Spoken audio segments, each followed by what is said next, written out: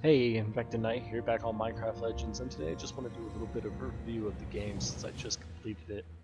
Um, Before we So it start though, it begins. is You'll a need hybrid order action wits to strategy gather game that takes place resources, in the build Minecraft world. It's defenses, not your, and defeat the enemy classic headquarters. survival building game that we know and love. So if you're not really interested in branching out and playing a different genre, that's fine. This game probably isn't for you.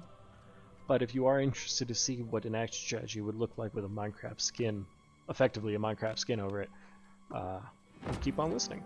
So, overall, I give it about a 7 out of 10.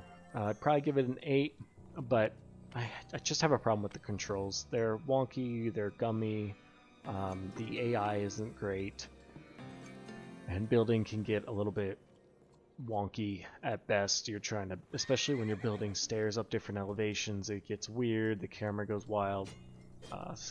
But we'll go into that further later. Gameplay mechanics, give it an 8 out of 10. It's a simplified strategy hybrid with action elements. In your world, mining, and these beings come and visit you. They ask for your help in defending the world. You say yes, you go through a short tutorial. Then, essentially, you're just given a randomly generated world with a few villages, and in the center is where your main base of operations is, and then there's portals around. Well, eventually portals will appear throughout the storyline. Um, it's persistent, so you just keep, like, you can die and then you respawn. You can go back and keep fighting. You can summon troops everywhere. You save the world when you leave. You come back, and it's not like other strategy games where you can't leave a mission mid-mission, or if you have another, or once you complete a mission, you're pulled out to an upper level menu. Maybe there's some cinematics, some dialogue, and then you go into another mission that's a completely separate thing. You start with brand new resources. It just, whatever you have, you keep having. You gather more, you use more, and it just keeps going. You can play as a frontline commander. You're pretty squishy, uh, so your purpose isn't to be like charging in, fighting. Your purpose is to strategically move your troops around and throw buildings up and make sure you're maintaining resource discipline. I think the elements that they picked for the game complement each other in a pretty good way, but they did leave out a lot of elements that you'd see in more robust strategy games and action games. Single player, I enjoyed it from a casual gameplay perspective. You can bounce out of the game whenever you want. It saves. Uh, Co-op is the same deal, but I guess if you're the one hosting the co-op game and you just leave, that would kind of suck for your buddy. But I play with my brother, and I noticed there's an additional element of having to share everything with someone else. It's not like you get your own resources and your own troop count and your own LAs. You share those things with everybody else. So it's up to 4 people co-op, so you really need to think about who's doing what and not step on each other's toes. Additionally, you can better coordinate strategies. Like while my brother was on one side of the base, I managed to sneak into the back without the enemy piglins knowing and charge creepers into their tower and effectively defeat them without them even knowing I was there. PvP, I can see this being really fun if you're playing with the right team or if you're doing a 1v1. However, I didn't play this and I'm personally not that interested, so I'm not going to rate it, but I would like to say I'd like to see a more fleshed out versus AI mode. What I'm doing right now is I'm actually in the versus mode in training, which is where you're against an AI, but they already have a pre-built base.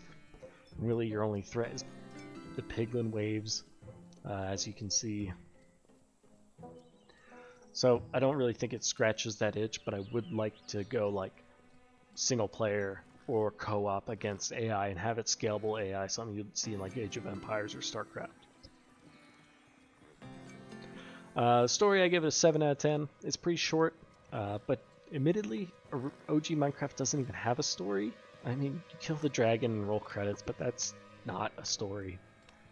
So while it is simple, I think it's supposed to be simple, and I give it a plus that it's tied into the original story. Like, these figures greet your character, and when asked if you'll help, the answer is yes by crouching. Like, that's brilliant.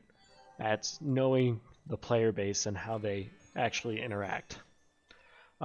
Additionally, the game is rated 10 plus, so you can't really have an overly complicated story if your target audience can be, 10. Whether or not that's actually the target audience, I don't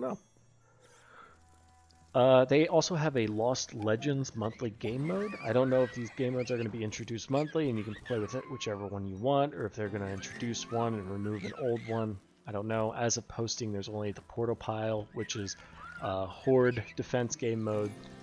You have one village and nothing to start, and there are 3 portals, and you get quickly put together defenses, and you have time between each raid, and you get resources between each raid. And it's fun. Plus, you get a cosmetic reward out of it. So if that's the intent in the future, that's pretty cool. That they're giving you something for completing this game, where it's kind of like a, a trophy, if you will. I will say on a side note, I don't think it should stop at 20 waves. I think that the Portal Pile, they're really missing out on just increasing the amount and the health and the damage of the piglins until you just get overwhelmed. I think that would be really fun. Personally, I like it when you go into one of those game modes and you just know you're going to lose, you don't know when you're going to lose. And then it gives you some bragging rights, like, oh man, I made it to wave 57. Next up is graphics. I mean, they're Minecraft graphics, but incredibly beautiful. It is such a gorgeous game. The weather in the game is beautiful. I mean, the audio in the game is really good too. The voice lines aren't the best. Some of them are a little cheesy, but the music, the ambience, the graphics, the balance with light and darkness, very well done. I give that a 10 out of 10. The controls, where I have a problem, I only give it a 6 out of 10. They're okay, but the building is wonky. The friendly AI seems to be poorly done. They'll just walk through lava gates, walk off bridges, get stuck on random stuff. There could be a door 2 inches to the left, but they're stuck in the wood paneling of the wall. When you're building, the camera tries its best, but it's moving around is sluggish. I had to increase the DPI on my mouse. Additionally, the keybinds are pretty complex. For a game that advertises itself as 10 plus, I don't know. Myself as a 10-year-old, I don't know that I could play this game. Maybe it's just because I'm old and we didn't have games this complex when I was growing up, but it's kind of rough. It's almost like playing like StarCraft and Age of Empires, but never being able to click on a building to make a unit, only using hotkeys to select buildings and make units. Difficulty, it's scalable, so you can't really rate it. So far I've played on the default difficulty and then the second most difficult difficulty. I think once we clear that, me and my brother are probably going to play the most difficult setting and see what that's like. But yeah, I don't have anything more to add to that. Price, I'd have to say if you're interested at this point, it's worth the base cost of $40. I think with the Game Pass you get it for free. This is in US dollars, by the way. I got the deluxe edition. Personally, I don't think that was worth it unless you really love the cosmetics. It was just $10 more for me, so I think in hindsight I probably wouldn't have gotten it, but hey, there it is.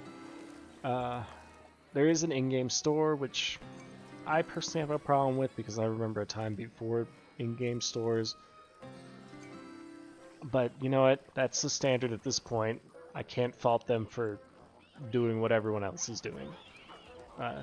Guess I'm just an old man yelling, "Get off my lawn" at this point.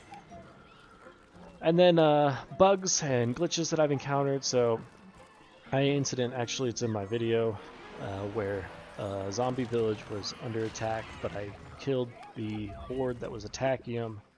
So it was just permanently under attack, but when I went there, nothing ever started. And then I had an issue where I put a base next to a zombie village, and I had one of those buildings you teleport to, the wellspring or something. And then it just disappeared off the map, and I went back there and all the buildings were damaged. But there was never an attack, so I'm not sure what happened. And this was with in co-op with my brother, and he didn't notice it happen either. So we're like, what's going on? And we're only like 4 nights into co-op, so we would have noticed that happening. And then also I noticed that sometimes you can build things on trees, and then if you have the delay harvest the tree, there's no way to actually access the building. I could see this being game breaking in PvP, because it would require then range units to destroy buildings, rather than, you know, some of like your starter golems. The cobblestone golem is really good at destroying buildings, but they're never going to be able to get up there. So, but for single player, it can be annoying because there's some towers that you have to find in the open world, and if you accidentally throw it up there, well then you're stuck because now you can't get it down.